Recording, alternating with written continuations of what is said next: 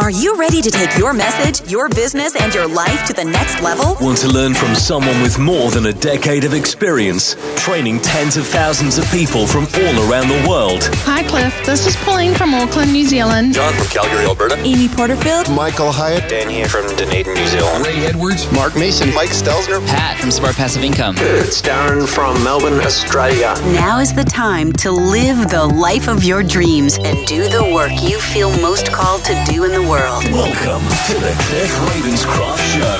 Here's your host, Cliff Ravenscraft. That's right, my friends. Welcome back to another episode of the Cliff Ravenscraft Show. And I am currently in a series of podcast episodes where I am doing my best to introduce you guys to the other speakers that I have invited to share my stage for the Free the Dream conference that is coming up on Friday, Saturday, and Sunday. September 7th, 8th, and 9th in Franklin, Tennessee. It is going to help you unleash, free that dream inside of you. That thing that you know you really are called to, but you just can't seem to figure out how to live that dream out in your day-to-day life in such a way that you experience the abundance of joy, happiness, fulfillment, margin in your life, with the ability to actually live out your priorities, putting your family and your health and faith and fitness and all that other stuff in its proper place, doing the work you feel most called to do in this world, and getting paid extremely well to do it. It's living the dream. If you are not consistently living the dream day by day or in a constant progression towards that goal, then I encourage you, come to Free the Dream. Now, in the most recent episode before this one, I believe you guys heard from my great friend, John C. Morgan. He has made a living doing some absolutely awesome work as a George W. Bush impersonator. If you haven't listened to that episode, you can go back. I think it was episode 551, if I'm not mistaken. It's the one right before this one. But anyway, in today's episode, I'm not doing a conversation with this speaker who's going to be on the stage, but instead, I am going to be sharing something, actually two things, very exciting that I'm super excited to share them with you. And the speaker that I'm featuring today, that I want to introduce you to today, if you are not already aware of her, it is somebody that I love more than any other person on this planet. And it is my wife, Stephanie Ravenscraft. Now, for those of you who do not know my wife and don't know our backstory, I'll just briefly tell you that Stephanie and I have been podcasting together on a weekly basis since December 2005. She actually was with me from the very beginning. We started out with the Lost podcast, and I think we did 161 episodes of that show. We did the Grey's Anatomy fan podcast, launched that shortly after that, the Desperate Housewives fan podcast. By the way, you could still find today, if you go to twilightsagapodcast.com, we did a podcast episode we did a podcast for the Twilight Saga where we covered in review our thoughts about every chapter of every book in the Twilight Saga. And I think we also covered every movie as well. That's at twilightsagapodcast.com, or you can look up Twilight Saga Podcast in your podcast directory. There are all the episodes there.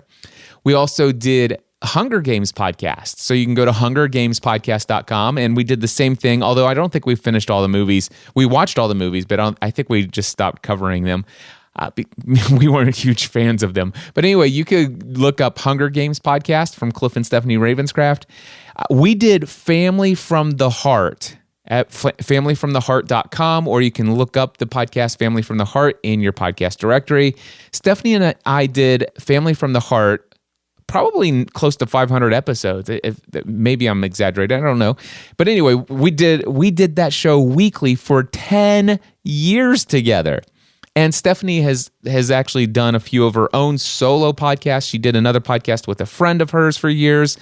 So Stephanie is no stranger to creating content, and most of it's been a part of doing content with me. She's done a couple little solo projects here and there, but we had this massive community. We had friends and fans who were loyal followers of what we were doing in the entertainment podcast side of things. And Stephanie put her voice out into the world, just saying, this is what my life is like. This is what's going through my mind. These are the things that I'm thinking of. This is it's kind of like a vlog, if you will, but it's not in video. She just did a little audio journal from time to time in some various different podcasts. It used to be called Full-Time Mom. And anyway, so she's had her own podcast in the past. And the important thing to know about Stephanie is the fact that I left my career in insurance to pursue my own full-time employment. It was absolutely her fault that I did so, if you will. She is the one who pushed me over the edge to make the decision. She's the one who encouraged me. Stephanie Ravenscraft, my wife, is the one who said, listen, I know I'm a stay-at-home mom. I know we just bought this house. I know we just became debt-free. But here's what I will tell you. This is absolutely what you must do. You know this is what God is calling us to. There is no turning back. This is what we have to do. This is what you have to do. You have to go in, put in your 90-day notice, put this day job behind you, and go and do what you know God is calling you to do to make this happen full time. There's no doubt in my mind that this is the right decision. She's the one who convinced me. Now, I will tell you that that took a lot of sacrifice. It took a lot of... I've told my story in the past about how in 2008, when in my first year of building this business, after leaving my career in insurance, I started January 1st, 2008. I did not take a single day off work until after 9 months of building this business. And I worked 7 days a week, and I was working 12 to 14 hours per day. It was around the clock. Essentially, my wife became a stay-at-home mom. It was almost as if she were a widow, that she had lost her husband to this work. That may be a stretch because we were doing quite a bit of podcasting together and stuff like that. But outside of creating content for business pursuits and doing what we were doing, I was this backup parent that kind of just was in the background and not even that I was on call very often, if you know what I mean. And so 2008 was also not just lacking of margin in time, but it was also lacking in margin in finances. Those of you who have heard my story, I didn't have any experience in business, and as a result of just working around the clock at the end of my first year, by the time the year was over, the business had paid for all of its overhead. It paid for all of its server costs. It even paid for the cost of the CPA to do our taxes and our all that other stuff that goes along with that. It paid for all of its own expenses. It even paid for health insurance for our family because that was considered to be a business expense. But when it came to writing a paycheck to myself, when it came to bringing home pay from the business to pay for things like the mortgage and groceries and utilities and all that other stuff for our personal needs, when it came to all of those things, quite frankly, at the end of 2008, our first year in me doing this full time around the clock, I made $11,000 net income at the end of that first year. And so it was not easy. There was so much that we cut out of our lives. We lived like poor people because, quite frankly, we became very poor. And it's an interesting story about how we made it through and how God actually got us through all of those times. And there was, believe it or not, there was never a time when our bills went unpaid. And by the grace of God, we made it through that year. And of course, today, I love doing what I do today because I help people avoid that kind of struggle. There's no knowing everything I know. If I knew then everything I know now, there's no way I would have needed to struggle in the way that I did back then. But I didn't know me today back then to get all this advice from. And so that's why I love what I'm doing today, to help people in their first few years of business to avoid a lot of the lack of clarity with so much work around the clock with very little return on that investment. So anyway, but this isn't about me. This is about Stephanie. So here's what I'm sharing with you today. I'm sharing with you 2 different podcast episodes from Stephanie Ravenscraft, her solo podcast, which, by the way, she just recently, we also just recently made the decision to shut down our weekly Family from the Heart podcast. If you want to learn why, you can go to familyfromtheheart.com, or you can go look up the Family from the Heart podcast in your favorite podcast directory, and just go subscribe to it, listen to the final episode, and it'll explain to you why we ended that show after more than 10 years, I think. But anyway, so we ended that weekly show. I now do this as my only podcast that I produce every single week. And Stephanie had the intention of launching her very own podcast. And she did just a couple weeks ago. In fact, I just finished editing episode number 9, which will come out this coming Monday, which I think is June 18th. But you're going to get to hear it here earlier. Actually, no, wait, this is actually going to come out after because I'm recording this ahead of time. Anyway, I'm batch processing some of these episodes because I'm doing interviews, and this one, of course, is not an interview, but I'm actually featuring all of my speakers. I'm actually doing all of these interviews and conversations with my speakers within a 10-day period of time. And so, I think there are 8 other speakers that are speaking, or 7 other speakers that are speaking at Free the Dream. And so I'm recording many weeks worth of podcasts in advance. That's what's going on here. But what you're about ready to hear, I want to tell you, first and foremost, Stephanie has her own podcast, and I encourage you guys to go subscribe to it. But don't take my word for it.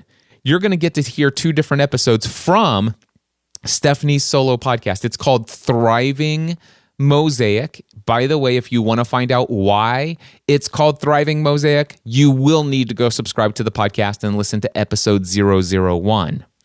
All right? The great news is Stephanie's podcast episodes, unlike mine, they're short. So she on average runs about 15 minutes per episode. So that's probably a good bonus for you if you're looking for a show that doesn't bloviate. Is that even a word? And is it the appropriate word? That she's not long-winded like her husband. That's what I'm trying to say. Anyway, but there are 2 different episodes. I'm going to share with you episode number 8 first, and then episode number 9. Episode number 8, the one that you are about to hear right now, is an episode where Stephanie shares what life was like for her in 2008. From her perspective, what was 2008 like when it comes to our relationship, our marriage, her life? Because from my perspective, I'm thinking, did Stephanie even know that I existed then? I know it sounds crazy. I have some weird ideas and feelings and emotions tied to 2008. It wasn't easy, but Stephanie was still very much involved in our in my day-to-day life. She was podcasting with me, like I said.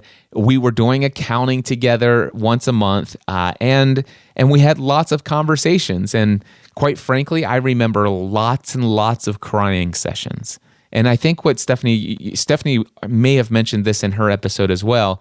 The interesting things, there were times when emotionally I broke down into tears. And there were times when Stephanie would emotionally break down in tears. But interestingly enough, we never broke down in tears and had some sort of doubt or fear or anxiety that overcame us at the same time.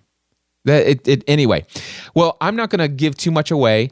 I have my own thoughts about 2008. Maybe that might be a topic for another time. But here is Stephanie's podcast, Thriving Mosaic, episode number 8 of her show, where she shared what 2008, the first year of our business, was like for her from her perspective. Hey everybody, welcome back to another episode of Thriving Mosaic. I'm Stephanie Ravenscraft, and today I'm going to answer a question that I actually, I think my husband thinks about a lot, but I don't really, it never crosses my mind, like ever.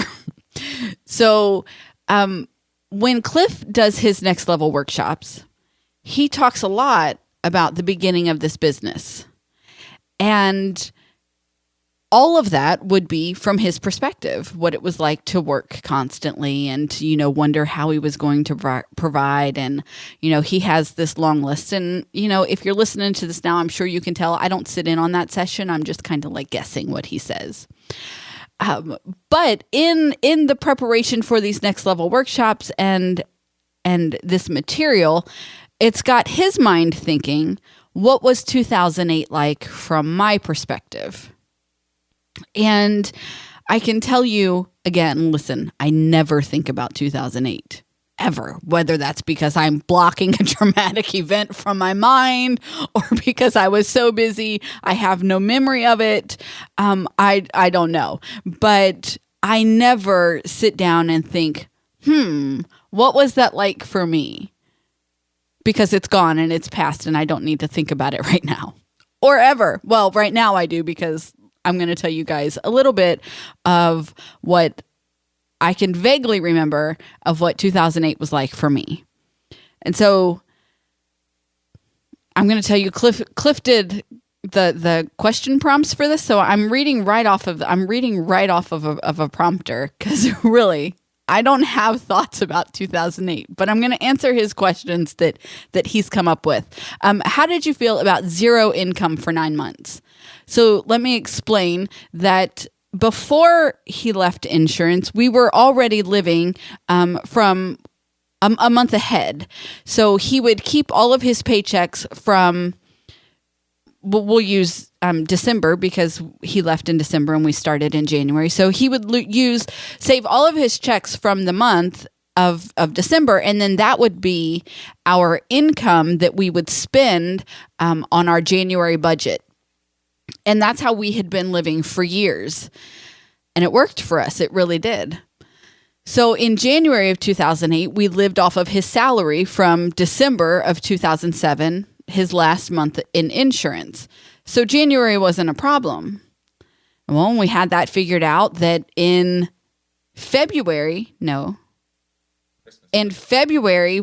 lived off of the Christmas bonus that he received from his last year in insurance. And in March, we had it planned out to live off of our income tax return. And that was, I got it. I do know that that's 3 months. I know that all by myself. So that covered the first 3 months. But then going into April, we had no idea how we were going to make money, how we were going to pay our bills or feed our kids or any of that. So going from what was a considerably very, very cushy income to zero income was very difficult. Very difficult. And had a huge learning curve in how to say no all the time. And it wasn't just no to the kids, and it wasn't just no to myself. Sometimes it was no to Cliff, who, seemingly lives in his own little world down here. He's down here in his bubble. And it was a different down here at the time, but it was still down here. And that's how we refer to Cliff's office, because we keep him in the basement down there. He could just go down there and stew, and, nobody needs to know he's there until he, needs to come up and make himself known. And so it was a big learning curve in going from having a very nice income to having zero income at all. And just the things that we had to change, or I'll use the word sacrifice, to build and to make this work. I knew from the moment I told him to quit his job that it was the right decision.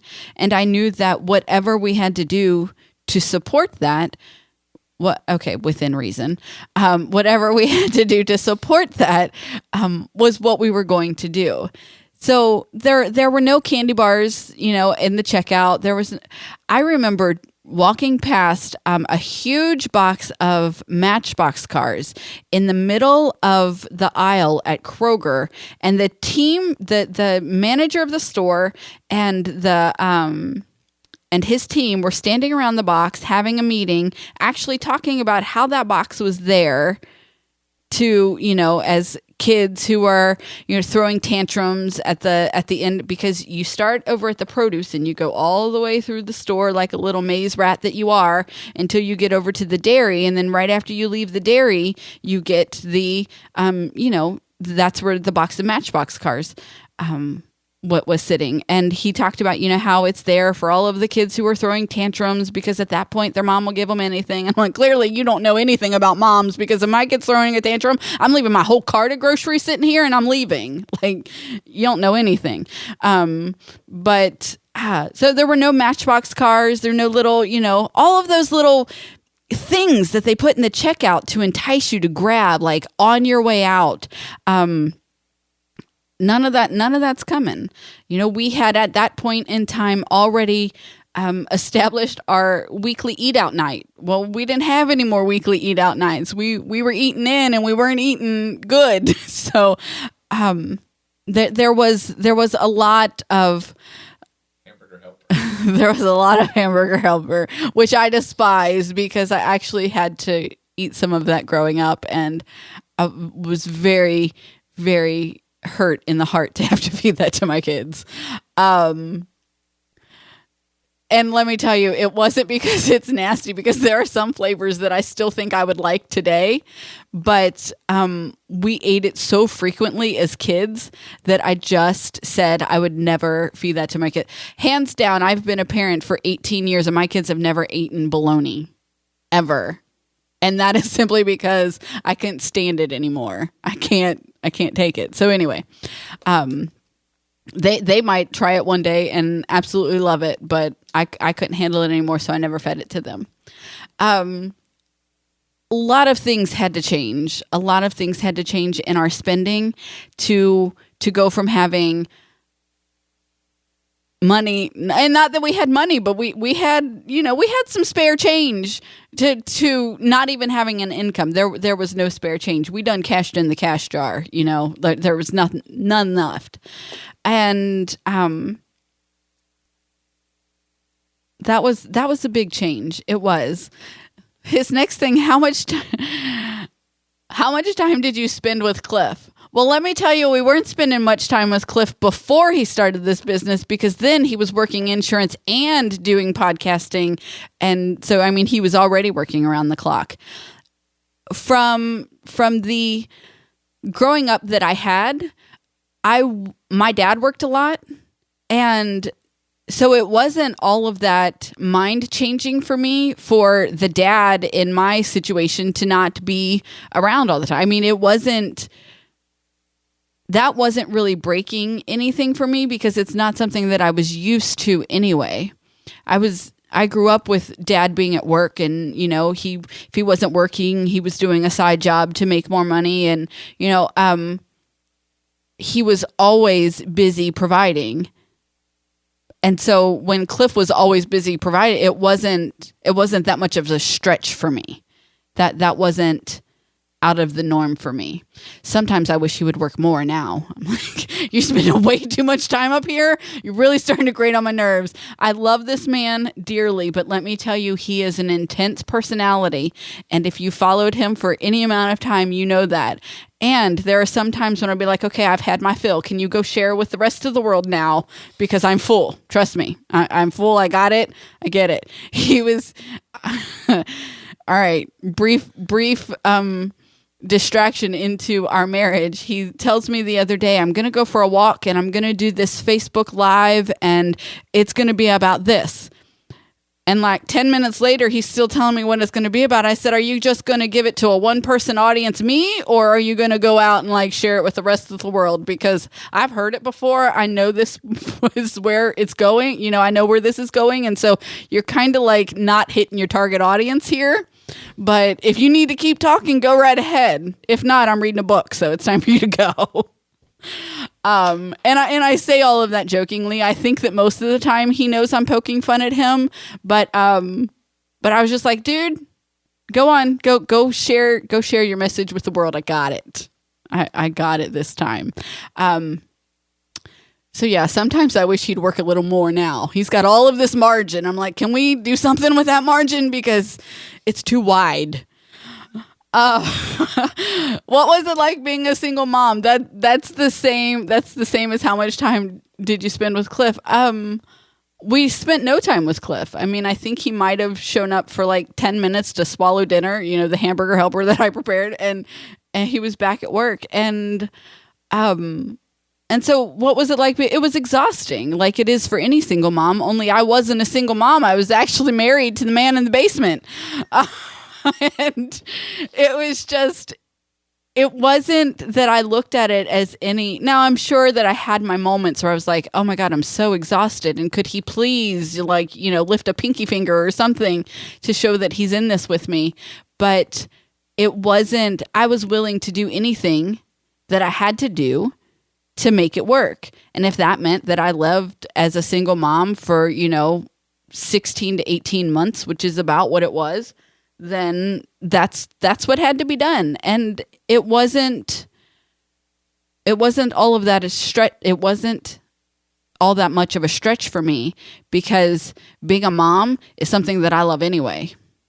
It is. I mean, that's for a whole nother show, because there are things that I do not do for my kids intentionally as they have reached age appropriate ages, because I want them to learn to do those things on their own. I'll tell you, side note, I have 3 teenagers and I don't wash any of their laundry. They've been responsible for washing their own laundry since they were old enough to learn how to work the washing machine. And I have a 16-year-old son who washes his own laundry. Sometimes it's one shirt at a time as needed, but hey, he's doing it himself. I'm not going to complain. So there are things that I don't do for my kids, but I love being a mom. And so that was not a stretch for me. I will tell you that there were many tears shed doing our monthly accounting. It was either Cliff was in tears or I was in tears, but we were never in tears at the same time, mostly because when he was in tears, it's because I punched him in the nose. But I'm kidding. I like making him laugh, and I'm doing that a lot in this episode.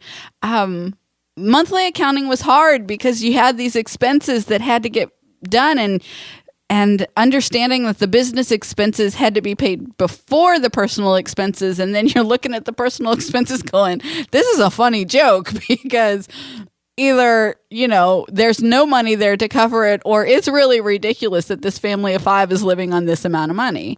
And, but we made it work. We made the sacrifices. We lived through the challenges. And was it worth it? Hell yes, it was worth it. Every ounce of it was worth it. We worked and worked, and then we worked some more, and it was so worth it, because as one of my least favorite people in the world, Dave Ramsey, says, sometimes you have to live like no one else so that later in life you can live like no one else. And let me tell you, being on the second side of that live like no one else is one of the best freaking places to be. The best freaking places to be. Your dream is worth it. You are worth it. If you want it, fight for it. Do whatever you have to do to make it happen. Guys, thank you so much. If you're interested in Free the Dream, please go to freethedream.live. Find out everything you can. I am so excited to be sharing this message with you guys.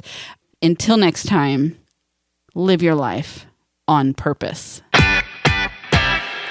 Well, there you go, my friends. That was episode number 8 of the Thriving Mosaic podcast. My wife is absolutely awesome. if that episode right there alone does not convince you to just pause right now, go into your podcast app, search for Thriving Mosaic, then I don't know what will. But I want to share with you one more podcast episode. And just to give you an overview of what you're about ready to hear, you're about ready to hear episode number 9 of the Thriving Mosaic podcast. And here's the deal. Stephanie has, for the most part, been a quote unquote, it's crazy to say this, a silent partner in the business side of things here. Now, in the content creation of what we were doing with GSPN, which was our network and to the world, we were creating tons and tons of free entertainment-based podcasts. So, and with Family from the Heart, we had this show where it was kind of us as a married couple. This is us together as a brand. And when it comes to the business side of things, when it comes to income generation, Stephanie is more of a silent partner. She doesn't do things that are directly tied to bringing income into the business. And up till now, she's been perfectly fine with that. Her focus in the season of life that she's been in, her focus has been on being the mom that she is. And she is an awesome mom. She is the most awesome mother that I've ever met. So that's been her life. But recently, and over the course of the last year or so, maybe even 2 years, Stephanie's starting to experience a little bit of her own dream coming alive inside of her, a dream of building her own brand, a dream of sharing her own message with the world, a message of freedom, a message of hope, a message of, well, all kinds of great things. But she's just at the early stages of figuring things out. And just recently, earlier this week, Stephanie recorded episode number 9, where she talks about how she feels stuck right now. And I have to be careful. Obviously, I help people who are just like Stephanie, get very clear. And we go out to lunch once a week to talk about business related stuff. And we're talking about these things. And she's very receptive, very open to all of that.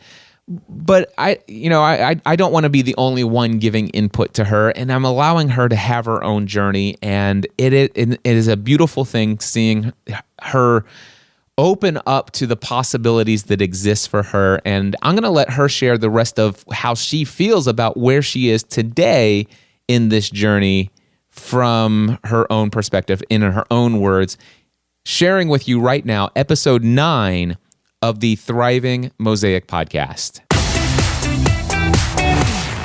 Hey, everybody. Welcome back to another episode of Thriving Mosaic. I'm Stephanie Ravenscraft. And today, I kind of want to share what's on my mind, because it's got to come out in some way or it will just keep driving me insane. Today, I want to talk about building my own brand. And let me tell you, building my own brand kind of stinks, in that there are so many different things that I want to say or that I want to share. And trying to narrow that down has been rather difficult. But when I get down to the core of who I am and what I'm most passionate about, that seems pretty easy. But it's still hard to let all of the other things fall, not to the side, but not up front either. Does that make sense? Well, that's what we're going to go with. So today I'm going to tell you, why do I want to do it? Why do I want to build my own brand? Why do I want to have my own thing? Well, duh, I want to have my own thing. I never intended to not have a job. I never intended to not be part of the rat race that so many people in America are part of. It was just never part of the plan. But plans change and doors open and doors close. And, through a series of circumstances, I found myself not working outside of my home and spending a good amount of time being a stay-at-home mom. And I loved that. Loved Loved it. It was an amazing time. I will forever be grateful that I had that time. And it really is one of my best. It's one of the best things I've ever done. It really is.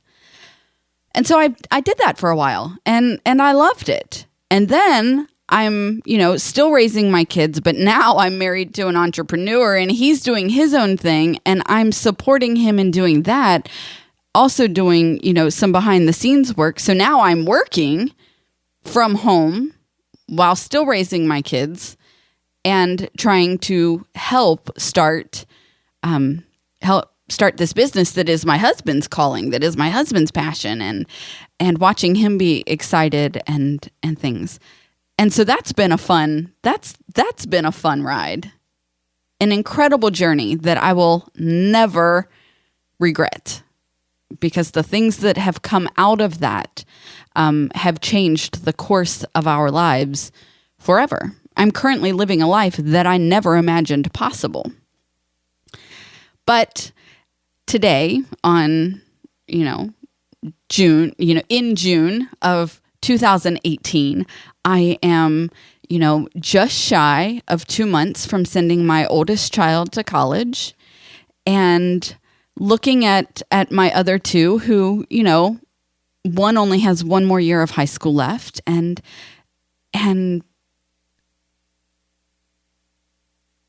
watching my baby, who really isn't a baby anymore, and seeing how taking this step into my next unknown will affect and change her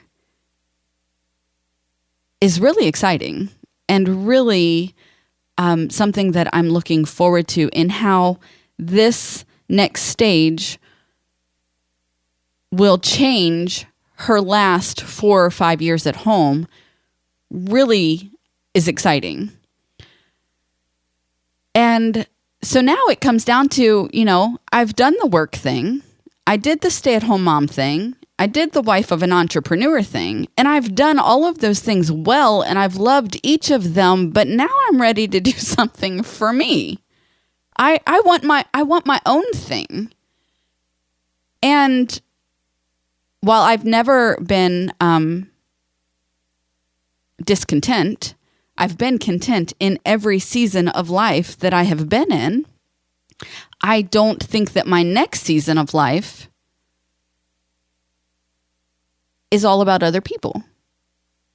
In that, I'm constantly just standing and supporting them in what they're doing. I will continue to do that. I mean, that is part of who I am, but it is not all I am.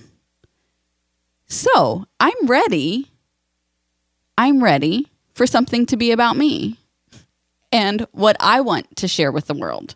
Although I've been sharing with the world for quite a long time, this will be new and exciting because I'll be doing it on my own. So I have a message that I want to share with the world, and I'm ready to share it, and I'm ready for it to be different from the prior stages that I've been in. So what is my message? What is it that I want to share with the world? Well, I remember last year, it was actually a year ago. It was in June of 2017. Matthew is my son. He's my middle child. He is, okay. So anyway, he took a 2-week vacation with my in-laws. And at the end of the 2 weeks, he was not feeling well, and they still had a couple of days before they were due home. And my husband and I had a business trip planned for the end of the week. And Matthew was going to miss us if he stayed with his grandparents for the remainder of their vacation. So he was sick, and he was homesick, and he knew that we were going to be leaving for our business trip before he got home. And when you put all of those together in a 15-year-old boy, he wanted to come home. So Cliff and I decided, Cliff is my husband for those who don't know. Cliff and I decided that we would go pick him up.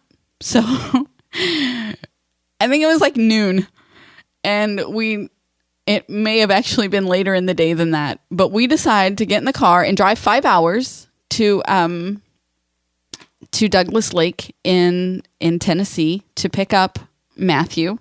And then we, said hello for a few minutes to my in-laws, and then we got in the car and we drove 5 hours home.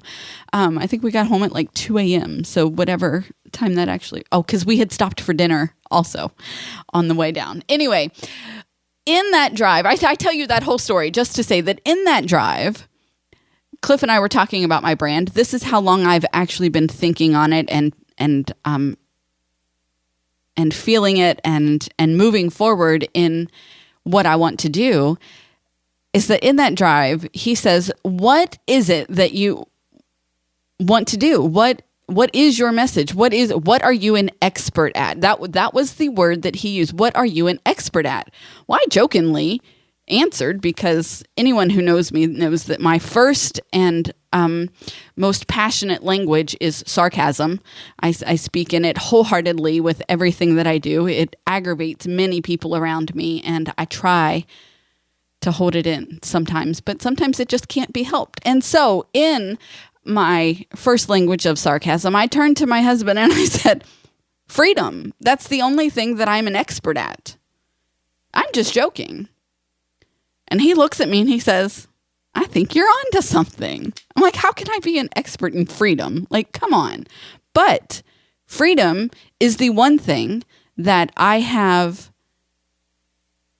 fought for and struggled through and held on to with everything that I have in me, and is what I am most passionate about. And so you ask freedom from what? Freedom how? Well, for me, those things come in the form of freedom from past sexual abuse, freedom from performance-based Christianity, freedom from toxic relationships, even if those include family, freedom from the expectations of others. That's a big one. That's a very big one.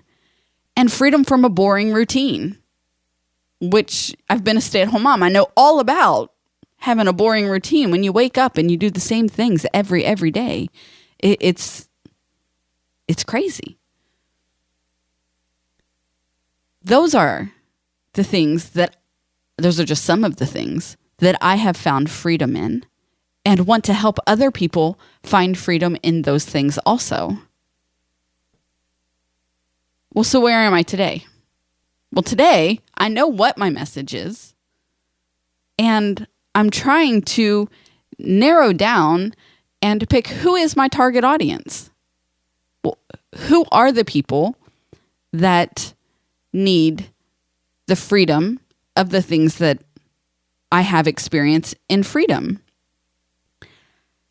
That part is really tripping me up, because my first and foremost answer is everyone. Everyone needs freedom.